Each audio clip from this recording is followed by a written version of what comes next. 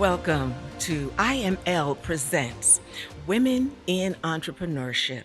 I'm your host, Denise Marcia, founder and owner of Image Essentials. We educate professionals in business protocols and the unwritten rules of career success. And my beautiful co-host. I am your co-host, Anetra Byrd. I'm a personal wardrobe stylist and image consultant, the owner of Chic, where I help women to look their best through their style and their wardrobe. Women in Entrepreneurship Limited Series is brought to you by the Boss Ladies Who Tea.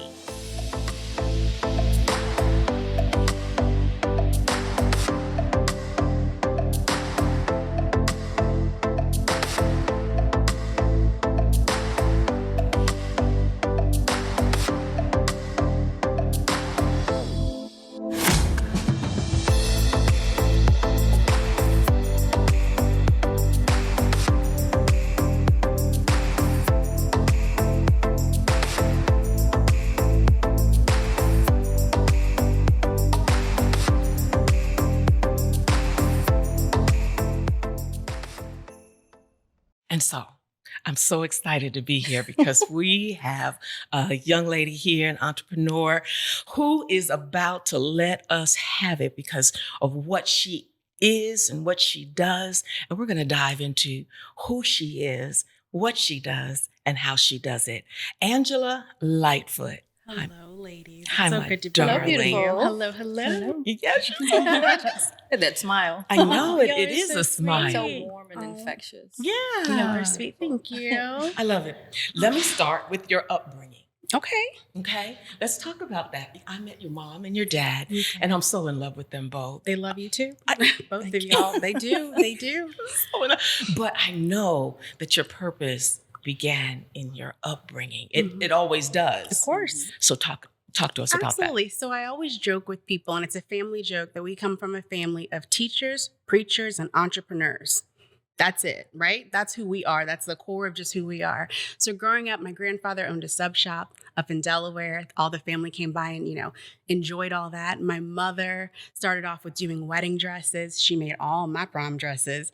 And then, now she does screen printing and embroidery and sublimated gifts. So I've grown up with that entrepreneurship. And it was always that level of, and you always have to have your own. There's power in having your own. So growing up, even when I was in high school, those little side jobs you take, man, I didn't have side jobs. I was making purses and those boa scarves for people, so knowing that the image stuff, I loved the style and the fashions of it, but making something that was very unique. So I had the teachers, some classmates buying stuff.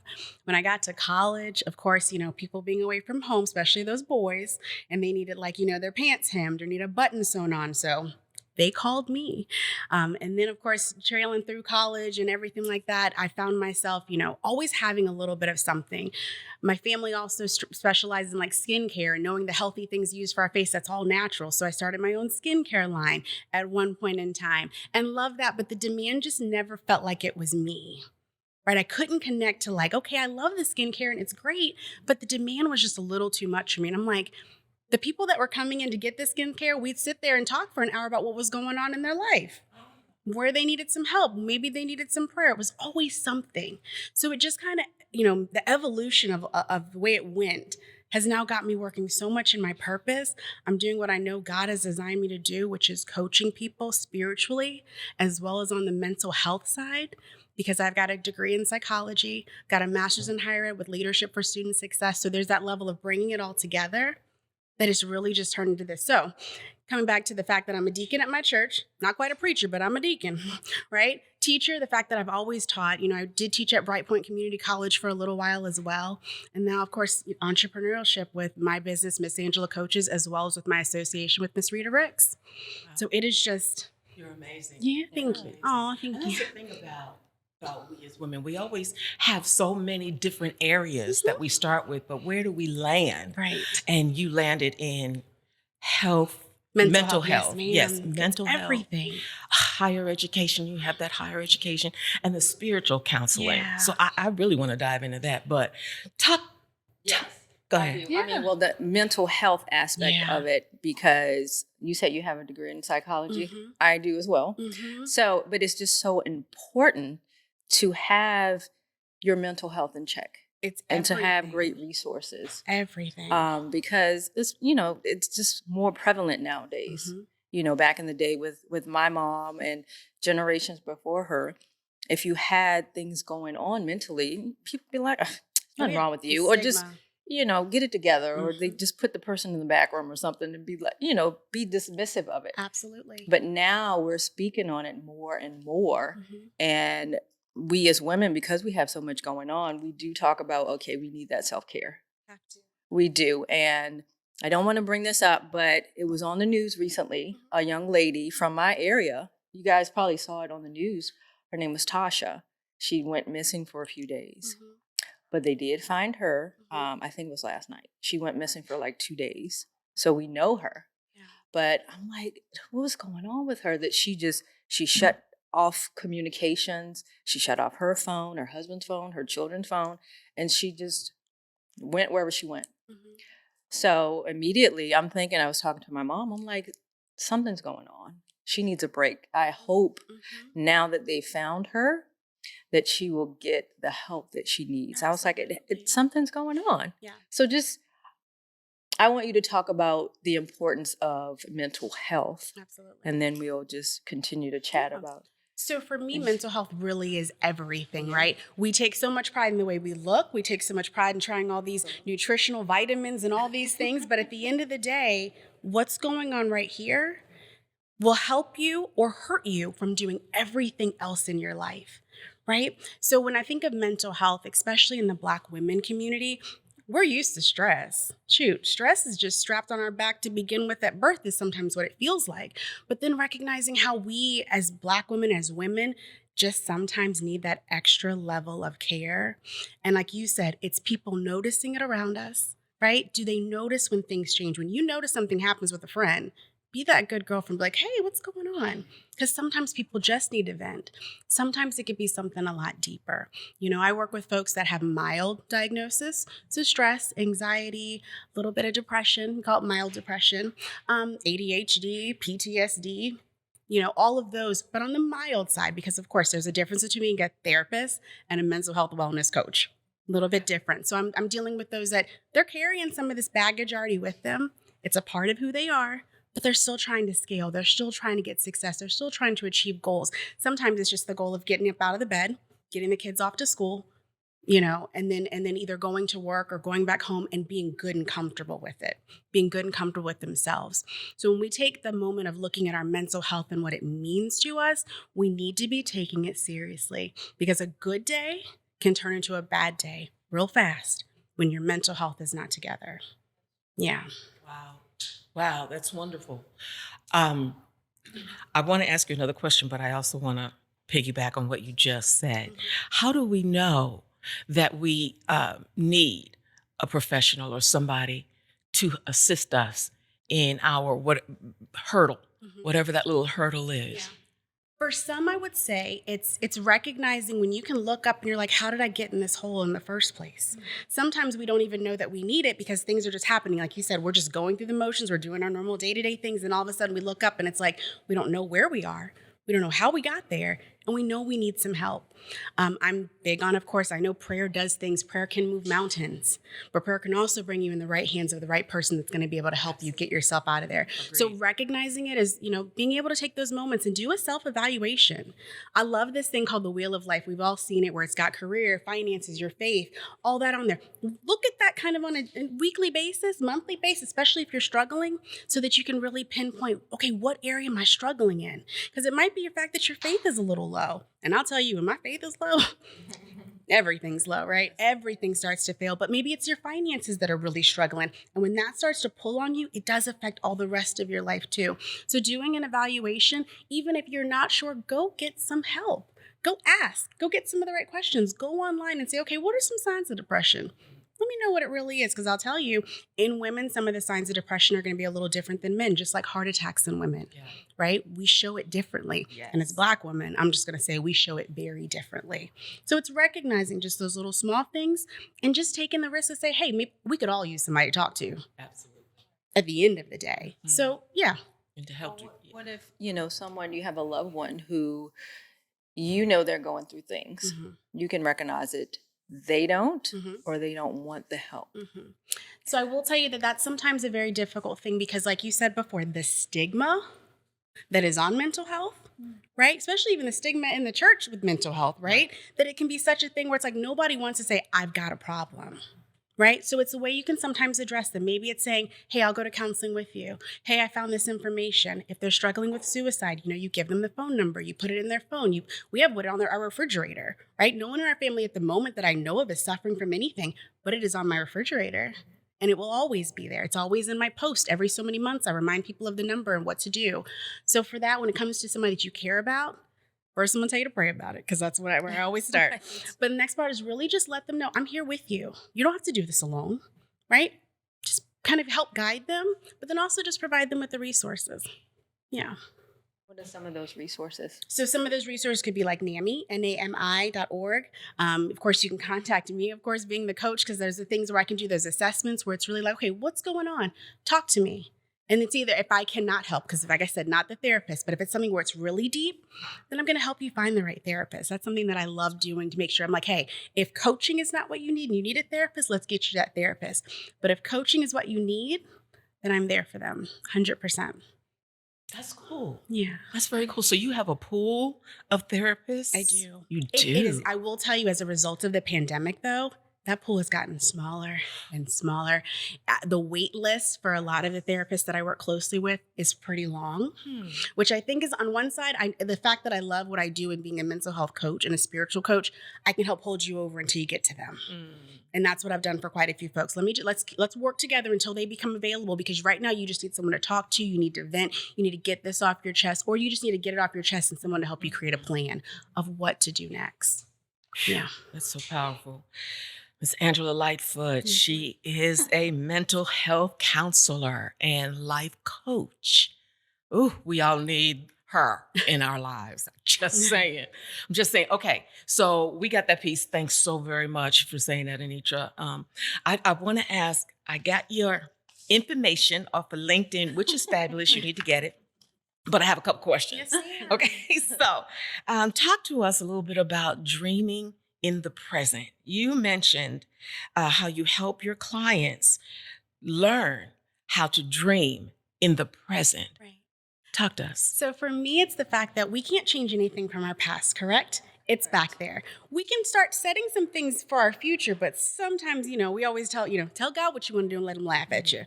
But living in the present, dreaming in the present means I am right here, right now. What is the best that I can make out of this, right? We've all heard about not adding fuel to the fire, but I'm like, you know what?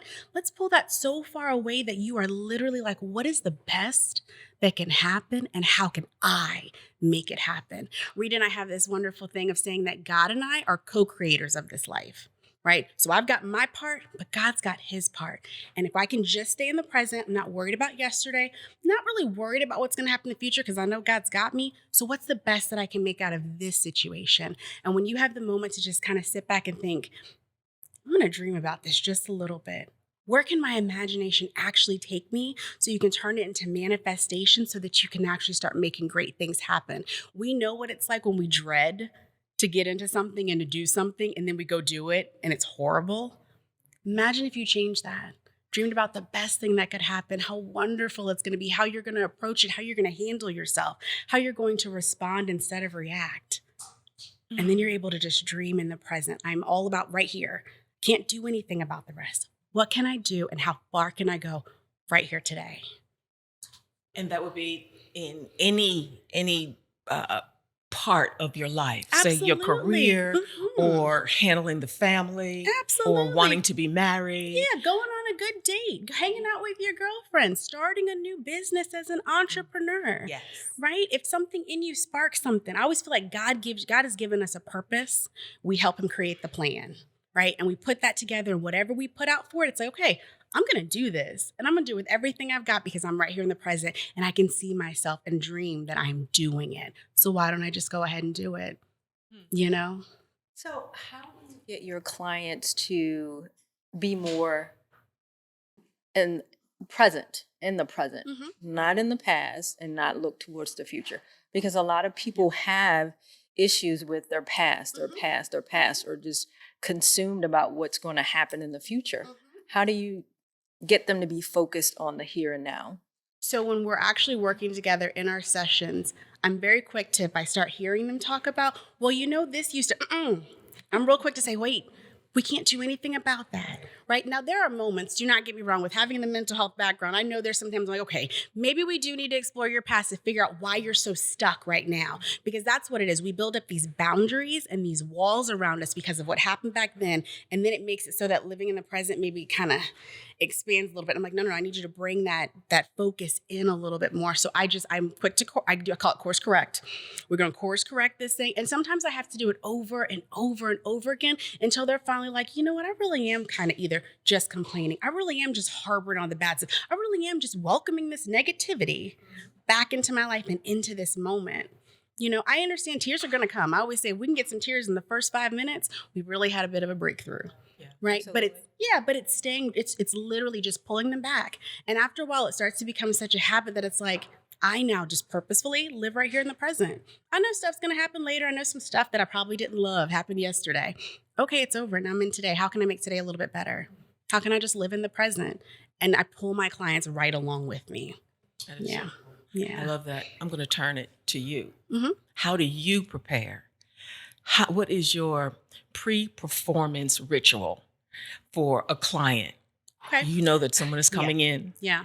What do you do? What do I do? So for myself, I am big on being silent. Like I will tell you, and I make it no qualm that I am not, I got a little ADHD.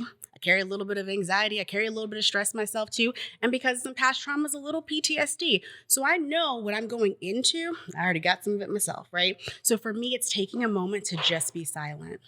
And when I say silent, sometimes if I'm going to see a client, I will sit in my car. The music is off and I'm quiet for about 10 minutes if I've got the time. And I'm like, God, I need you to guide this meeting. Welcoming you into me, allow the words from you to come out of my mouth, allow me to be able to see past the front that's there. So me and God just have a real good powwow. We have a real good talk. But I do spend that time in silence because for me, I've got to go in there with my heart right. I've got to go in there with my soul right. Because I'm very much a person of, if my soul's not right and I'm a little bothered, whatever they've got can get on to me. Right? It is. Because depression is just a beast. It's just a beast that easily can latch on, because some people don't even know, like, how do you know you're sad until someone tells you what sadness really is? Right? Who introduced the idea of sad into your life? So for me, it's taking a moment to be silent, really get myself quiet. And then I do the exact same thing after my sessions, because I can't take home what's happened for that day for that client. I've got to be able to, I've got to cleanse it myself. So for me, it's God and I in that silent time of me just saying, God, I give this to you. I have to give it to you because, number one, I can't do this by myself. I need you to take it because you heard what our session was like and what was said. Now you take it, God, and you do the miraculous things. All I did was help them see what the steps were. You do it. Right? So for me, it's all about the silence. Yeah. Oh, you have to. Be prepared before you go in. Oh, yeah. I mean, I say that when I meet with my own clients, because we're going to have that exchange of energy. Yeah. I need to be in the correct place. That's right. That posture of obedience is what I call it. Absolutely. That is so good. Such a pleasure. I see how your spiritual life, your entrepreneurship is in your spiritual life. That's where it is first. First. So when you let me go there. I jumped off. When you share your spiritual experience, you're also a spiritual counselor, spiritual coach. Yes, ma'am. So what does that mean to someone who does not understand things of the spirit? Yeah, I get that a lot because I will be honest, until I met Rita, I thought that a spiritual coach was someone that kind of had the incense and the drums and maybe did tarot cards and readings and things like that. I was like, is that what a spiritual coach does? Because that's not so much me, right? And I'm like, okay, well, me being a deacon and me loving God and having such a personal relationship with God, I'm like, okay, we got to make this thing work. So for those that are really trying to figure out what a spiritual coach does, I'm like, okay, I don't know what the rest of them do, but I can tell you what I do. The beginning of our sessions, we're praying. The end of our sessions, we're praying. If you need that opportunity where you recognize in that wheel of life we were talking about that your faith has been kind of pulling down a little bit, we're going to play with that. We're going to discover it, whether it's leading you into a devotional, whether it's making it so that you're journaling on a daily basis. But in my journaling, it's a little bit different. It's not like how we used to do back in the day. No, it's a dear God, I love you letter.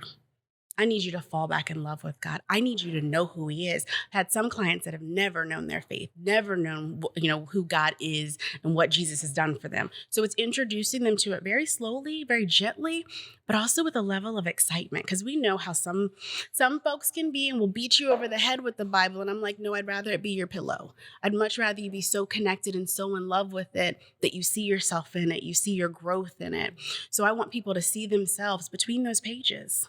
And I do the best I can to either, some mornings it's simply, I read a verse. Let me send this to them today. And it's always like, man, Angela, I needed that today. Like, that was God, not me. I just sent the message.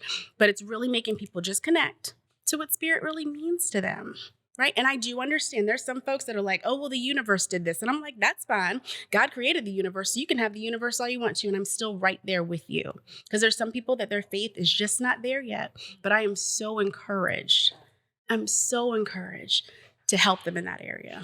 It's wonderful too. I came out of so many wrong things spiritually, but one was metaphysics, and so that's where God is in everything. And it never changed me because I still did the things that I shouldn't have been doing until I came to know the Lord Jesus. But I don't know if I would go to, because I used to go to psychic readings and did tarot cards and all that kind of thing, and then jumped over to the metaphysics, which is just a little bit of Bible and a lot of error. But I didn't know that then. So if I were to come to you thinking that you're a spiritual coach, from my vantage point, being metaphysical, how would you gently turn me to Jesus? So I think that it's not even so much of turning you, it's allowing you to just discover it yourself. It's literally it's like putting the breadcrumbs out. We can be gentle. Putting the breadcrumbs out, just putting a little bit out, just so it's like, okay, this is what God does. Yeah. This happened in your life. That wasn't you, that was God, right? Oh, it's giving a permission for them to see where the assignment was actually supposed to be for them. So it's not so much of turning. It's like, I want you to discover this, because if I just tell you who Jesus is to me, that's great. But it's like, okay, you can watch that on TV, you can, anywhere. But if I slowly just introduce you to him, introduce you to his love, to his mercy, to his grace, for you to see that when we pray together, what actually starts to happen in your life, when I really start telling you, hey, let's start changing the way you think, start coming up with a grateful heart. Because if you're grateful, you start every day with a level of gratitude, it starts to pull you into, okay, I do have stuff to be grateful for. And I didn't really do it on myself. And it's not really in all these things, but it really is in God. It starts to just make things go, that kind of does make sense. I am starting to see it. It's a slow drip. Okay. It's a slow drip. But I'm going to challenge you. Yes, ma'am. Because of the metaphysical background I've had, but I've also had a Buddhist background. Child, I was a mess. So I was a chanter also. But we would talk about the God in me. In metaphysics, it's the God in me. So when you talk about, the little pieces of God, in chanting, I would chant, I'm going to be able to get through this LA traffic. All the lights are going to turn green. And I would chant that. And when it happened, I was like, oh, see that? And I would, do the little chant. So Jesus really is the only way. He is the only one who can actually change you. And he was the only one that changed me. But how do you do it? How do you do it? If I were to come to you as a Buddhist, as somebody who was seeking, but not wanting to touch on this Jesus person, because It's a whole nother thing. But what would you do? So one thing that I do have is I do a silent retreat every second Tuesday of the month. Rita started it with Richmond Hill, but now we do it online as a result of the pandemic, and it has gone amazing. It is such a great opportunity for you to first learn what silence is. I bring God all into the mix, but really you're almost thinking, okay, well, I'm kind of just spending time in silence. I'm ushering the spirit by praying. Yeah, we're doing a little praise and worship, but let me sit and be silent, right? I give Bible verses, devotions, all that to kind of start connecting you. But the best part that happens is that when we come back together, that's what does it. Spending time in silence is great. But I think what happens for a lot of people is being able to see how God is showing up in other people's lives. You hearing how they're starting to turn. You see how things have shown up in their lives, really introducing them to really being able to see what does happen when you bring Jesus into your life. The other thing, because I recognize that especially after the pandemic has happened, we used to start to just push people to church, right? We just try to push them. You just need to go to church, and that's where you're going to find all your stuff. And I think that's a great place to go. But to be able to gain that relationship, let's start working together. Let's start having these conversations so that when you do start going, you've got someone to answer, they'll will help. I can't answer everything, but will help to answer that questions of how you can get a little bit closer. Okay, we're about running out of time. I hate it because I know, but I just want to ask, what does the future hold for Angela Lightfoot? I love What that. do you want to do next? So I'm right now, I just started a new group. It's called The Vault. It's for women, young adult women, because, they give millennials a bad rap. But it's for my young adult women to come together. And it's a small group right now of about 14, 15 women. I want to see that thing grow. Because I recognize in these ladies groups, these young women, they are just looking for some answers that actually make sense. There's so much heartbreak that happens and figured out what they want to do and who they want to be. I want to be able to really see that grow. But then I also have a really great vision of being able to start my own YouTube, right? So that I can just start giving this message. I also do guided meditations and recognizing how that connects the guided meditation with prayer. So I really want to be able to start that. And then if you guys are real lucky, by the end of this year, I should have my book out. Marvelous. Yeah.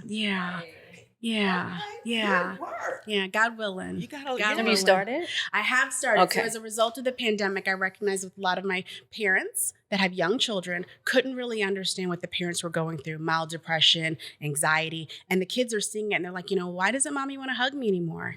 Oh, it has nothing to do with that, baby. Mommy's dealing with something. So I'm writing a kid's book that's talking with kids about how parents can talk with kids about their depression, but for kids to have a better understanding of what actually is going on and feel a little bit more comfortable and confident in themselves, because we don't want this rub-off effect that's kind of clearly happening with our young ones. I love that. Thank you. Yeah, speaking to the youth. Got to. That's where it begins. Mm-hmm. It sure does. Because like I said before, wherever that seed is put, that introduction to these negative things, let's turn it around a little bit so our babies don't have to suffer. We can hopefully, it's one way to change the world. Yeah. This has been enlightening for real. For real. We're almost. I think we're time? almost done. I hate to say it. Really? You have a final question? Wow, I had so many questions. But I was like, okay. Time went by fast. Well, I was going to ask how you got connected with Rita, the wonderful Rita, and all the great things that you guys are doing. I'll make the story. I'll make it as short as I possibly can. Okay. So working in my full-time job, I work for the Virginia Community Colleges and was at a conference for SWAM, Small Women Minority-Owned Businesses. And I, working in mental health, had missed her session. She was one of the keynotes and I missed her session. But my boss at the time was there. And as I come running in trying to get to Rita's session, she's like, you missed it. And she goes, but she's right there. You need to go meet her. And I was like, no, I'm not trying to bug her. And my boss, who is not this type of person, was like, no, you need to go meet her, and pushed me over there. And it was as simple as, hey, Rita, I'm sorry. I'm Angela. I missed your thing, but I really want to talk to you. And she's like, well, let's set up an appointment. Let's do a one-on-one. Excellent. And it went from, me thinking that I wanted to work with her. Then it turned to her saying, Angela, I think I actually want you to work with me. And it started off as like a paid internship for maybe about a week and a half. And then Rita saw my gifts. She saw who I was, she saw what I was, and she saw the change that I was making. Yeah. So she was like, nope, you're now my associate. We're now doing this thing together. So it just went from that to now being an associate with her, and then also having my own LLC with Miss Angela Coaches. And I'm able to just do what I know God has completely designed me to do. And she is the best mentor. She is the best mentor that I could have ever had. Yeah. God put us together for a reason. And I love that. And she is my best friend. So Yeah. There you go. Yeah. 3 years in the There you go. making. Yeah, Rita Love it. Ricks is a powerhouse. She is. In She Richmond, is. isn't She she? is. Yeah, and probably throughout the nation. Oh, absolutely. Yeah, she's a big Absolutely. deal. Yeah. She's doing amazing things, as are you. Thank you. Beautiful. Yes, thank you so much. Thank Oh, I you. want to ask Miss too, Angela? how can people reach you? Absolutely. So, of course, we're in Good the digital question. age and digital world. So, of course, you can just go to redaricks.com to see a lot of the things that I'm doing with her. But you could also find me on Instagram and Facebook under Miss Angela Coaches, the MS. They told me I had to get rid of the MISS. So now we're Yes. Miss MS Angela Coaches. Yes. And you can find me there. And, of course, send me an email at Angela Coaches. I'm so No, glad. excuse me, Angela at redaricks.com. There Angela we go. at redaricks.com. Yeah, that's the fastest way to Yeah. get to me. Yeah, because in business, there is no miss. Mm-mm. There is no MISS. No, There's not only anymore. MS. Apparently, I aged out. That's fine. You're so sweet. You're so sweet. So thank you so very Thank much you, for joining us ladies. today. Women in Entrepreneurship Limited Series. This series is brought to you by Boss Ladies Who Tea. And I believe we just had some good old tea right in through here. And I'm telling you, reach out to Angela. She'll bless your soul and she'll help. That's the real deal. Thank you so much, Miss Anetra. Thank you, Miss You're Fabulous. a doll, honey. No, you the one. You the one. You just eat up all of Richmond. Yes, ma'am. Style them all, honey. Uh-huh. So thank you. Awesome. Thank you, ladies, so much. Pleasure.